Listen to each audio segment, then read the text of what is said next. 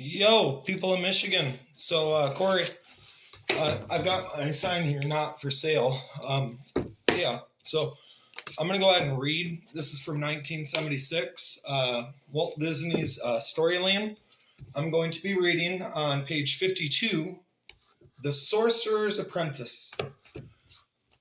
There once was a great sorcerer who knew more about magic than anyone else. In the whole world. He lived deep in the underground cavern, but alone for a little apprentice who was Mickey Mouse.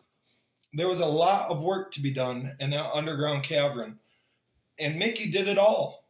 He did the meal cooking, the floor sweeping, the bed making, the errand running, the water hauling, and the wood chopping for the sorcerer. He got very tired of it, too, for it did seem that with all the magic under the sorcerer's tall hat, he should be able to find easier ways of doing the housework. If I had that magic hat, I'd never work again, Mickey thought enviously as he watched the sorcerer weave in the magic spells one day. Mickey, at that time, was busy filling the big tub in the middle of the cavern with the buckets full of water from the well outside. As soon as he rested for a moment to watch the magic, he felt the sorcerer's stern gaze upon him, and he hurried off to fill his buckets. But when he came back again, Mickey found the cavern empty. The sorcerer had gone off to visit the neighboring magician and had left his magic hat behind. This was the moment Mickey had been waiting for. Very cautiously, he tiptoed over to the table, picked up the magic hat, and set it on his own head. It fitted perfectly, being a magic hat. It would fit anyone who wore it, but Mickey did not know that. Gee, he thought happily, I guess probably I was born to be a magician. Now, to test the hat's powers, as Mickey glanced around the gloomy cavern, he spied the old broom leaning against the wall. That will do, he thought, looking as stern and masterful as he could. Mickey pointed his fingers at the broom. The broom quivered. Then, while Mickey's eyes grew bigger and rounder, with pleased surprise, it jumped away from the wall and began to waddle across the room toward him. I'm a sorcerer, Mickey thought proudly. With this magic hat, I can do anything my master can. No more housework for me. I'll let the broom do my water carrying. Broom, he ordered in his sternest tones, fill this tub for me. The broom bobbed forward in a little nod. Then, as Mickey watched, wide-eyed, it waddled out of the cavern, but the stone steps to the well, and was soon back with 2 buckets full of water. Into the tub went the water, and away waddled the broom for more. This was wonderful. Mickey capered around the room in a gleeful dance to celebrate his freedom from toil. Then he sank into the sorcerer's armchair and leaned back to dream of all the marvelous things he would do. Now that he could make magic, he smiled with satisfaction at the steady swish of the broom going about its work. Then his head nodded and Mickey dropped off to sleep. In his dream, Mickey was standing on the great high cliff overlooking the whole world.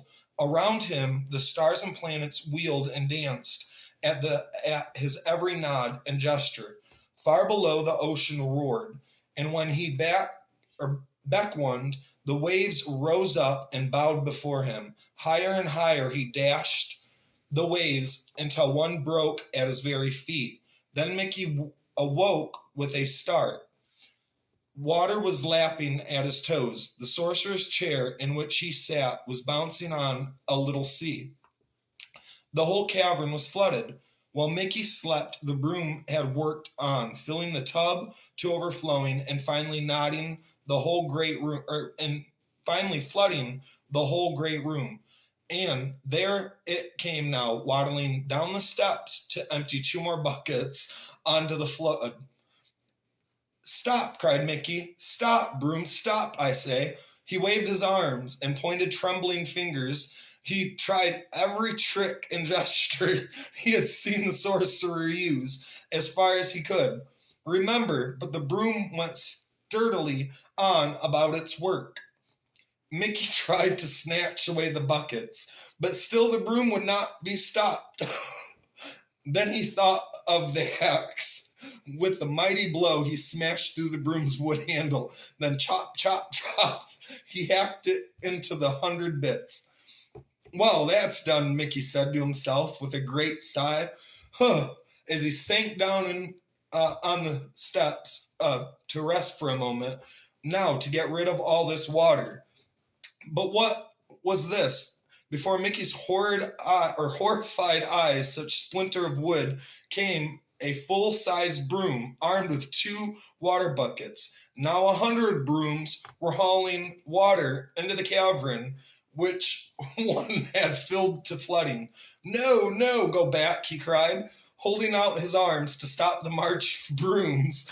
But on they came, pushing Mickey into the water as they marched with terrible steadiness to the tub, dumped their buckets, then started back to the wall.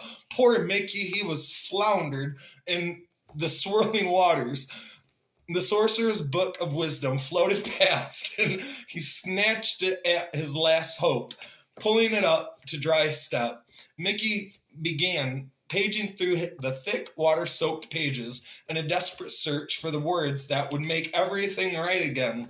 He was so intent on his search that he did not even notice when the dark shadow fell over the cavern the sorcerer had returned.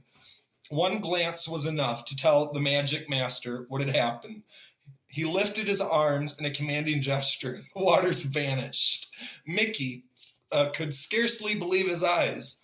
But it was true. The floor of the cavern was dry. The broom leaned lazily against the wall. The tub of water stood waiting, still just half full, with the empty buckets beside it.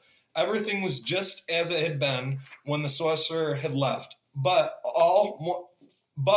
one small thing, the magic that was still on Mickey's head. With a spleesh grin, Mickey handed the hat to the sorcerer. Then, without a word, he picked up the buckets and raced up the stairs to the well.